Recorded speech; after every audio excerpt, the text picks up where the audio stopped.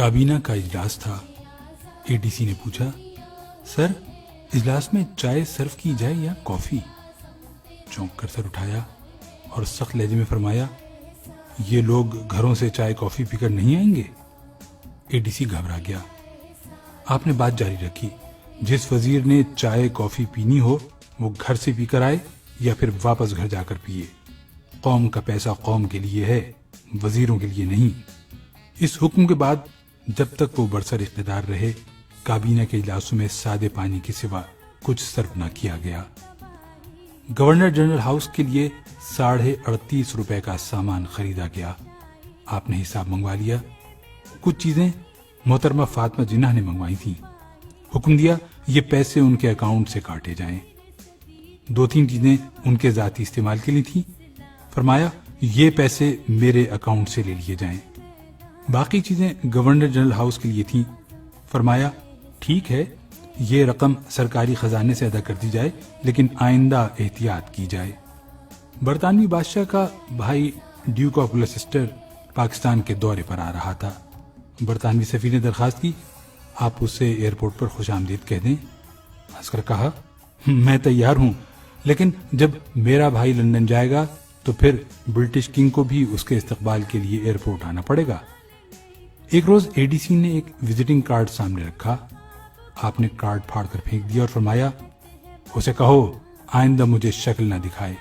یہ شخص آپ کا بھائی تھا اور اس کا قصور صرف اتنا تھا کہ اس نے اپنے کارڈ پر نام کے نیچے brother of Quaid Azam Muhammad Ali Jinnah governor general Pakistan لکھوا دیا تھا۔ زیارت میں سردی پڑ رہی تھی۔ کرنل الہی بخش نے نئے موزے پیش کر دیے۔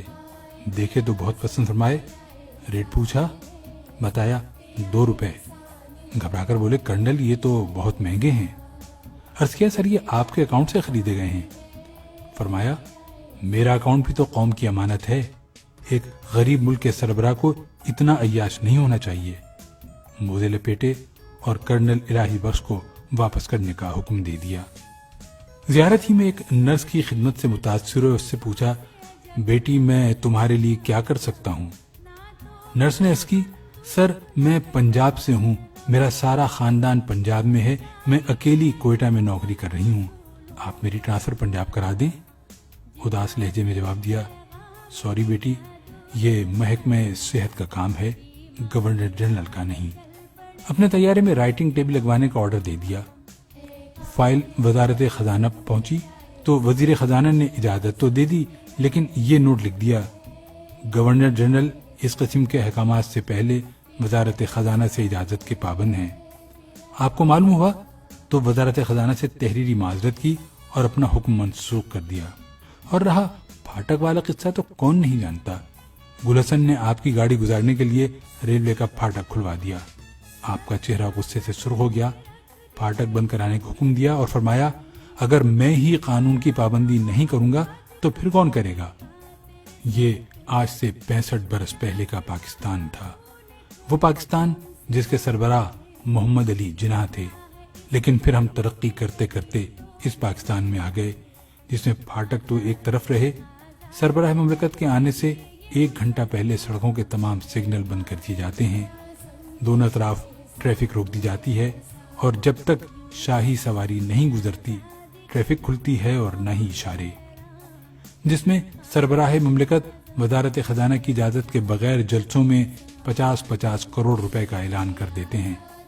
وزارت خزانہ کے انکار کے باوجود پورے جہاز خرید لیے جاتے ہیں، جس میں صدروں اور وزیر اعظم کے احکامات پر سینکڑوں لوگ بھرتی کیے گئے، اتنے ہی لوگوں کے تبادلے ہوئے، اتنے ہی لوگ نوکریوں سے نکالے گئے اور اتنے لوگوں کو ضابطے اور قانون توڑ کر ترقی دی گئی، جس میں موزے تو رہے ایک طرف، بچوں کے پوتڑے تک سرکاری خزانے سے خریدے گئے، جس میں آج ایوان صدر کا 50 کروڑ اور وزیر اعظم ہاؤس کا بجٹ 1 ارب 39 کروڑ روپے ہے، جس میں ایوان اقتدار میں عملاً بھائیوں، بھتیجوں، بھانجوں، بہنوں، بہنوئیوں اور خادم کا راج رہا، جس میں وزیر اعظم ہاؤس سے سیکریٹریوں کو فون کیا جاتا ہے اور کہا جاتا ہے کہ میں صاحب کا بہنوئی بول رہا ہوں، جس میں امریکہ کے نائب وزیر کے استقبال کے لیے پوری حکومت ایئرپورٹ پر کھڑی دکھائی دیتی ہے، اور جس میں چائے اور کافی تو رہی دور، کابینہ کے اجلاس میں پورا لنچ، پورا ڈنر سرو کیا جاتا ہے، اور جس میں ایوان صدر اور وزیر اعظم ہاؤس کے کچن ہر سال کروڑوں روپے دھواں بنا دیتے ہیں۔ یہ پاکستان کی وہ ترقی یافتہ شکل ہے جس میں اس وقت 18 کروڑ غریب لوگ رہ رہے ہیں۔ جب Quaid Azam governor general house سے نکلتے تھے تو ان کے ساتھ پولیس کی صرف ایک گاڑی ہوتی تھی۔ اس گاڑی میں صرف ایک انسپکٹر ہوتا تھا اور وہ بھی غیر مسلم تھا۔ اور یہ وہ وقت تھا جب گاندھی قتل ہو چکے تھے اور قائد اعظم کی جان کو سخت خطرہ تھا۔ قائد اعظم اس خطرے کے باوجود سیکیورٹی کے بغیر روز کھلی ہوا میں سیر کرتے تھے، لیکن آج کے پاکستان میں سربراہ مملکت ماڈرن بلٹ پروف گاڑیوں، ماہر سیکیورٹی گارڈز اور انتہائی تربیت یافتہ کمانڈوز کے بغیر 10 کلومیٹر کا فاصلہ طے نہیں کر سکتے۔ ہم اس ملک میں مساوات رائج نہیں کر سکے، ہم اسے ایک خوددار، باوقار اور ایماندار قیادت بھی نہیں دے سکے۔ یہ نہ دیں، ہم اسے جدید، ترقی یافتہ اور پرامن ملک نہیں بنا سکے، نہ بنائیں، لیکن ہم اسے واپس 1948 تک تو لے جا سکتے ہیں۔